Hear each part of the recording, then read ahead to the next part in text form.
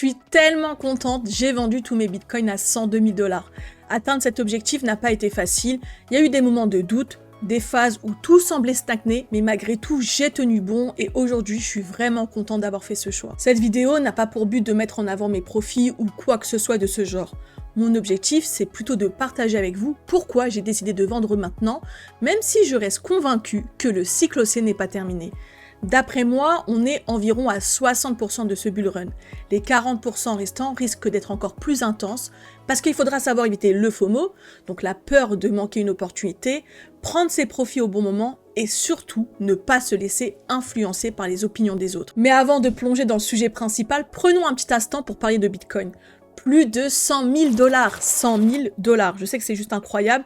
Je sais aussi que je ne suis pas la seule à en avoir acheté bien plus bas, mais voir Bitcoin atteindre ce niveau, ça reste dingue.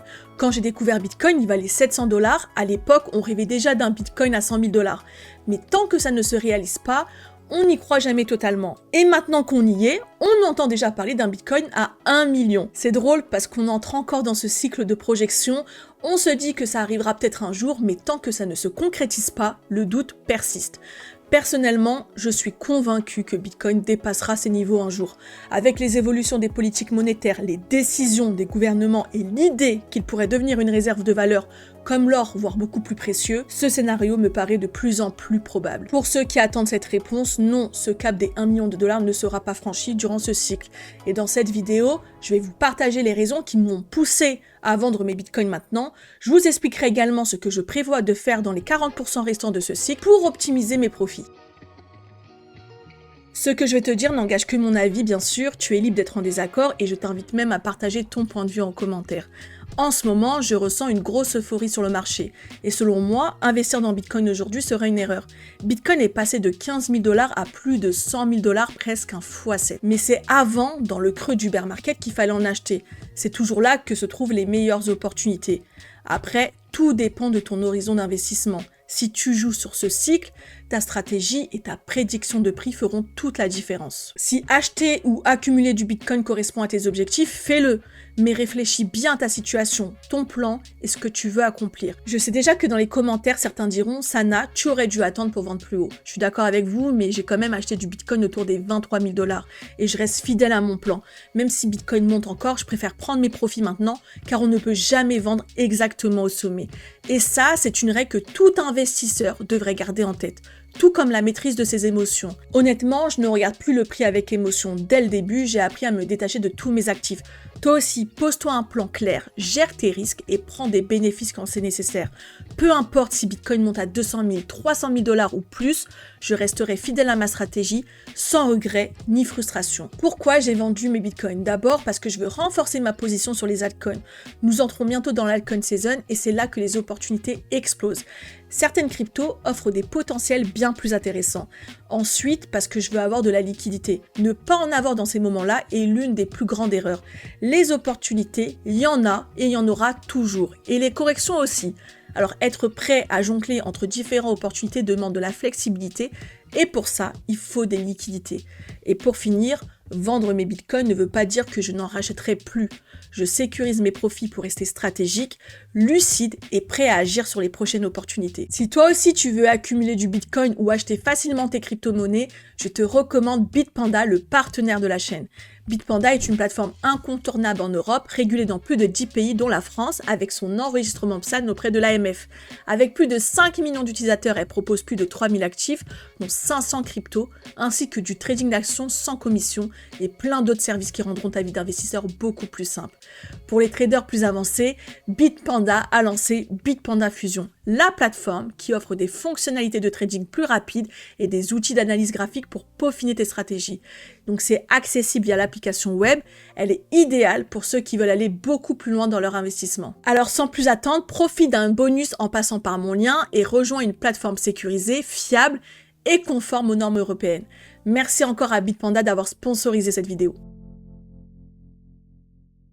Tu l'as sûrement remarqué, en ce moment même, il y a des opportunités intéressantes qui se présentent, car la dominance du Bitcoin commence à diminuer. La dominance du Bitcoin représente la part du marché total des crypto-monnaies occupée par Bitcoin. Quand elle augmente, cela veut dire que Bitcoin prend plus de place par rapport aux altcoins. À l'inverse, quand elle baisse, ce sont les altcoins qui récupèrent des capitaux et attirent plus d'attention. Comme à chaque cycle, la dominance de Bitcoin doit diminuer pour laisser la place aux altcoins. Et c'est exactement ce qui est en train de se passer. Ces dernières semaines, beaucoup d'altcoins ont explosé. Certains ont retrouvé leur niveau d'avant le bear market et d'autres atteignent de nouveaux sommets historiques, ce qu'on appelle le price discovery. Une hausse de la dominance du Bitcoin signifie que les investisseurs deviennent plus prudents, ils recherchent des actifs safe et généralement cela se produit quand le marché est instable, que l'horizon n'est pas clair et que les investisseurs attendent des annonces majeures avant de se diversifier. En revanche, une baisse de la dominance indique un appétit pour le risque et peut entraîner des bulles potentielles dans les altcoins. Après avoir généré des profits sur Bitcoin, il est naturel de vouloir se diversifier pour faire gonfler son portefeuille et c'est exactement ce que je compte faire.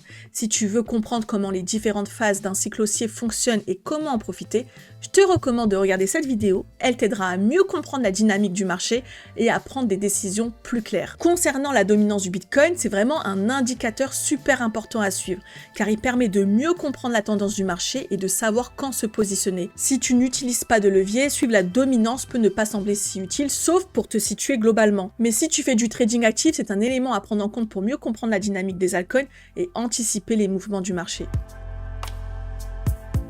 On va arriver à un moment où beaucoup penseront que le Bitcoin ne corrigera jamais. Vous vous direz peut-être, cette fois-ci c'est différent, il y a les institutions, les gouvernements, tout ça. Mais en réalité, à chaque cycle, on entend ce fameux « cette fois-ci c'est différent ». Et à chaque fois, la vérité nous rattrape. Le Bitcoin connaîtra une correction comme à chaque bear market et il ira chercher de nouveaux plus bas. Et c'est à ce moment-là que je prévois de racheter. Pour ceux qui pensent que la hausse ne s'arrêtera jamais, regardez simplement les cycles passés, ça aide à garder les pieds sur terre. C'est toujours pareil, les hausses finissent par entraîner des baisses.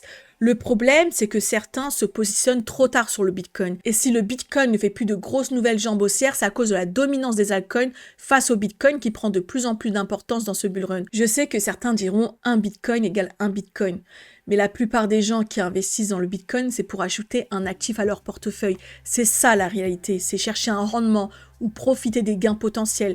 Ce n'est pas juste pour la technologie ou le fait que ça échappe aux institutions. Après, chacun achète du Bitcoin pour ses propres raisons et chaque cycle est unique. Mais quand on achète un actif, c'est pour être en positif et pas en négatif. Alors le fameux un Bitcoin égale un Bitcoin, je trouve ça limite, surtout pour 99% des investisseurs qui cherchent à générer des gains avec ce genre d'actifs.